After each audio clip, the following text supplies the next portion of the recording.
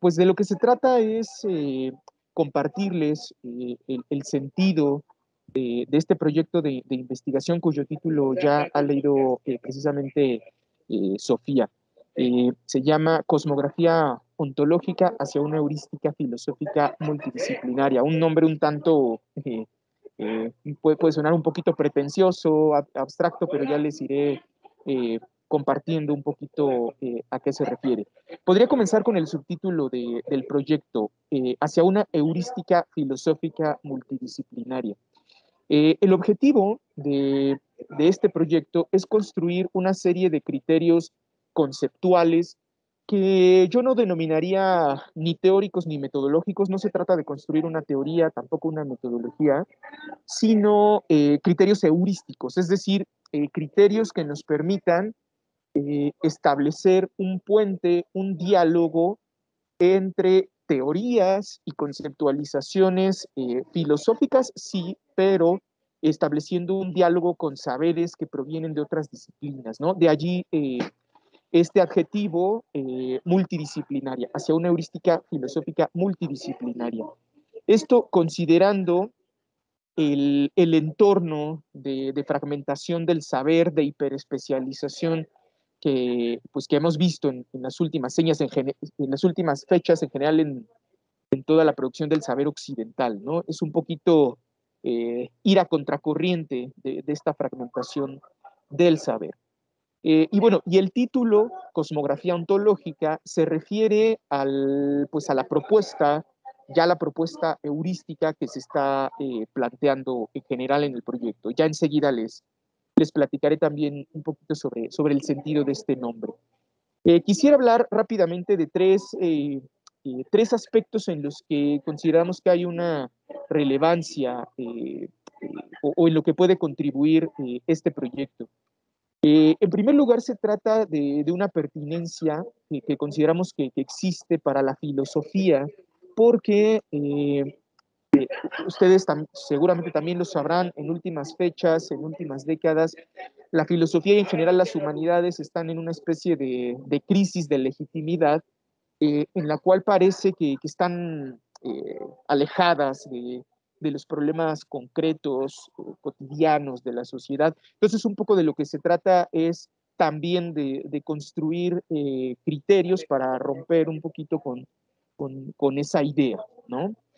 Eh, Otro aspecto que queremos lograr es entablar un diálogo con distintos saberes, porque consideramos que de entrada la filosofía ha tenido siempre una vocación integradora del saber. Los filósofos, los pensadores, grandes pensadores y pensadoras, se han caracterizado precisamente por ver el mundo de manera no fragmentada, sino pues, de manera holística, global, comprensiva, ¿no? Y finalmente, un reto específico es mostrar también la pertinencia de no solo de la filosofía, sino específicamente de dos áreas o ramas de la filosofía, que si de por sí la filosofía se ha considerado como algo pues abstracto, alejado de la realidad, con mayor razón eh, áreas como la ontología y la metafísica, que se ven así como pues la cúspide de la abstracción que no tiene nada que ver con la realidad, ¿no?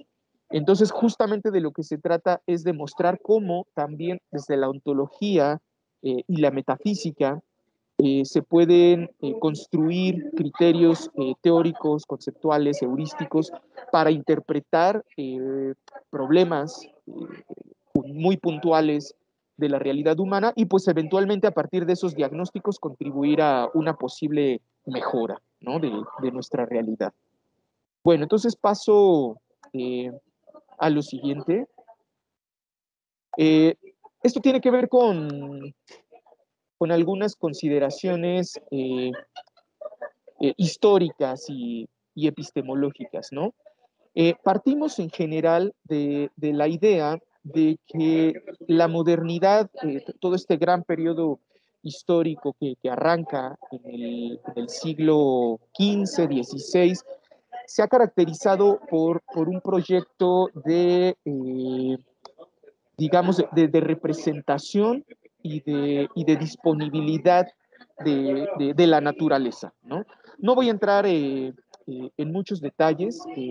Esto es algo que ya se ha trabajado a partir de la obra de autores como Bacon, como René Descartes, como John Locke.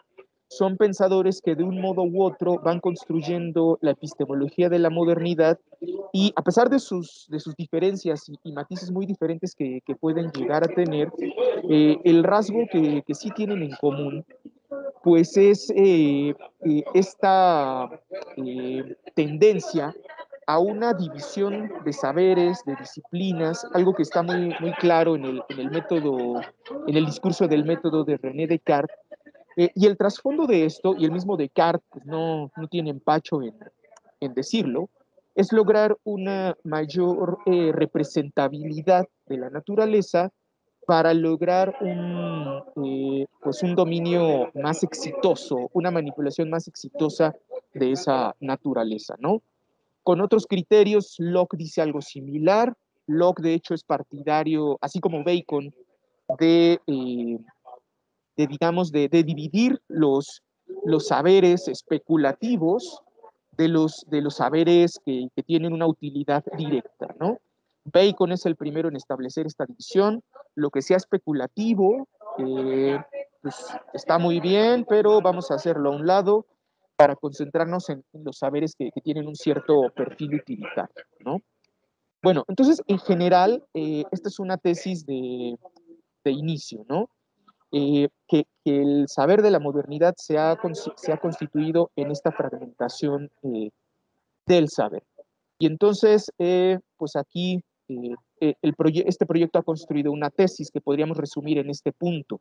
La máxima representabilidad de la naturaleza, de los fenómenos naturales, dependió directamente de la fragmentación del saber. Pero aquí viene una siguiente tesis. La fragmentación del saber se tradujo en una fragmentación de la realidad. Explico brevemente este punto. Esta idea, que es en realidad solamente un planteamiento epistemológico y metodológico en Descartes, originalmente no tiene la intención de ser un planteamiento ontológico. Es decir, Descartes dice, vamos a fragmentar la realidad para estudiarla mejor, no para, no porque esté fragmentada en sí. Sin embargo, el desarrollo histórico de la modernidad llevó a lo que podríamos denominar una ontologización de estas premisas epistemológicas. Algo que sobre todo pone, por ejemplo, Heidegger muy de manifiesto en textos como La época de la imagen del mundo, en la cual sostiene, entre otras cosas, que este proyecto de una naturaleza representativa, fragmentada, se convierte ya en una tesis ontológica fuerte, es decir, el mundo es representación y el mundo se convierte en algo fragmentado, ¿no? Ahora bien, una tercera tesis que parte de todo esto, y es aquí donde se asoman las consecuencias humanas y sociales de toda esta fragmentación del saber, es que fenómenos como el nihilismo, con profundas implicaciones ético-políticas, precisamente se enraizan en esta fragmentación del saber. ¿A qué me refiero? Por supuesto que el nihilismo es un fenómeno complejo, complejísimo, pero partimos de la idea de que, partiendo de Nietzsche, el nihilismo es una concepción o una lectura del mundo como carente de sentido. Ajá. Pero sentido, a su vez, es esta capacidad o posibilidad de establecer relaciones significativas entre las cosas, ¿no? Es decir, es la capacidad de vincular lo que yo estoy haciendo con el mundo que me rodea, con mis conciudadanos, con mis, pues en general con la sociedad, a veces incluso con un ámbito trascendente, trascendental, ¿no? Entonces, un poquito acá la hipótesis es que cuando en el mundo contemporáneo no somos capaces de vincular significativamente estos distintos ámbitos de la realidad, surgen experiencias como las del nihilismo, ¿no? Con diversas consecuencias humanas que no, pues no da tiempo de mencionar acá. Entonces, este es como el panorama epistemológico, histórico, del cual parte todo esto. Entonces, a partir de todo este diagnóstico, eh, lo que queremos hacer, en lo que consistió, digamos, el primer año del proyecto, porque cabe decir que es un proyecto que ahorita está justo a la mitad, es un proyecto de 2 años. Lo que buscó hacer en el primer año es la construcción pues, de estos criterios heurísticos, de los cuales les voy a hablar justo ahora, para que en este segundo año de 2022 podamos pasar a una especie de fase de aplicación. Es decir, esos criterios heurísticos, aplicarlos en proyectos de investigación concretos que partan de problemas de investigación muy puntuales y concretos, ¿no? Allí es donde, por cierto, estamos ya incorporando el trabajo de varios alumnos de licenciatura, no solamente de literatura y filosofía, aunque claro, la mayoría provienen de literatura y filosofía, pero también estamos trabajando con algunos alumnos y alumnas de procesos educativos, de derecho, de arte, eh, para que a partir de su trabajo de ACE, ellos puedan un poquito nutrirse de esta perspectiva heurística para robustecer su marco interpretativo, ¿no? Entonces, la idea es que a partir de estas propuestas, ellos, en sus respectivos trabajos de ACE, algunos están en AC2, algunos ya están en AC3, pues puedan aplicarlo un poquito a sus respectivos temas de investigación. Entonces, bueno, en los 5 minutitos que me restan de la exposición, les voy a hablar a grandes rasgos pues, de la propuesta, ¿no? La propuesta heurística que aquí se plantea. Primero que nada, creo que es importante señalar, aunque aquí no va a dar tiempo de entrar en detalle, que la propuesta parte de un balance que se hace con algunos paradigmas que a lo largo del siglo XX han tratado un poco de remediar esta fragmentación del saber. Eh, por ejemplo, está la cibernética, la teoría general de sistemas y la complejidad, ¿no?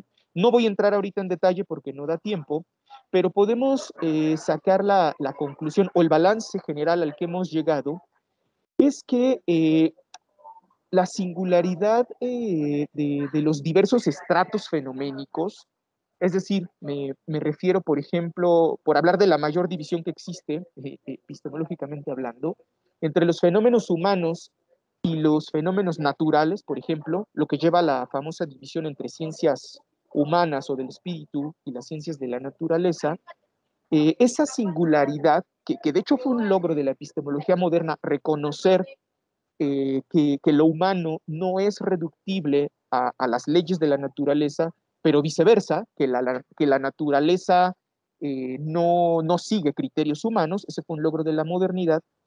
Esa singularidad no se ha podido mantener en el diálogo que han propuesto algunos enfoques como estos: cibernética, teoría general de sistemas y complejidad. Es decir, hay una tendencia a homologar todos esos estratos fenoménicos, pero de manera que no se reconoce la singularidad de cada uno de ellos. Entonces, de aquí viene la necesidad de establecer un criterio que podríamos denominar analogable, es decir, un criterio analógico que permita poner a dialogar los distintos ámbitos fenoménicos de esas ciencias, pero reconociendo su singularidad, ¿no? Y entonces, ya para ir concluyendo, justamente la propuesta que acá se hace es que el concepto o la idea de mundo, que es un término sumamente polisemántico, es un concepto que permite jugar precisamente con la manera en la que los diversos fenómenos de la naturaleza, de la sociedad, de la humanidad, etcétera, etcétera, participan de un modo u otro de una relación con el mundo.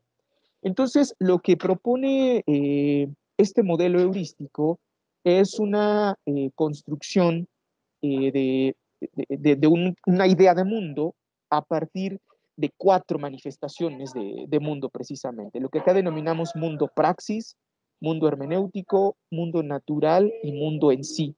Un poquito la idea es que todos los fenómenos, sean naturales, biológicos, sociales, psicológicos, etcétera, etcétera, se sitúan en cada uno, de manera diversa, por supuesto, en cada uno de estos niveles de mundo. Entonces, lo que pretende hacer la cosmografía es una especie de mapeo de cómo los fenómenos se van ubicando en algunos de estos ámbitos, ¿no? En alguna de estas 4 manifestaciones de mundo, para a partir de ello, pues lograr hacer pues un diagnóstico amplio de estos fenómenos. No sé, por poner un ejemplo, y quizá ya con eso cierro mi exposición, se trataría de ubicar, por ejemplo, en qué medida, por ejemplo, los feminicidios, que es un fenómeno social y humano muy, muy puntual y concreto, se sitúa frente a una problemática del mundo praxis contemporáneo. Es decir, frente a ciertas costumbres, ciertas leyes y ciertos comportamientos tipificados. Pero como también implica una cierta concepción del mundo hermenéutico, es decir, sistemas de valores, eh, precomprensiones tácitas que los individuos tienen del mundo, pero a su vez implica también variables de lo que acá denominamos mundo natural, es decir, variables físicas, biológicas, algo que estudiaría la ciencia, pero finalmente también implicaría, ya de manera, digamos, profunda, una peculiar concepción del mundo como mundo en su conjunto, algo que acá denominamos mundo en sí. Entonces, en realidad, todo fenómeno implica un juego complejo entre todas estas dimensiones, y lo que buscaría la cosmografía justamente es diagnosticar esa serie de participaciones del fenómeno en los distintos despliegues del mundo, para que a partir de las disciplinas y de los cuerpos teóricos que cada investigador tenga, porque este trabajo se está nutriendo con el trabajo de varios eh, estudiantes y profesores investigadores, pues vaya enriqueciendo un poco a partir de su perspectiva de disciplinar y de sus propios temas de estudio, este enfoque heurístico. Bueno, creo que lo podría dejar hasta ahí. Ese es en general como el planteamiento de este proyecto. Y bueno, pues cedo el micrófono para que podamos dialogar un rato.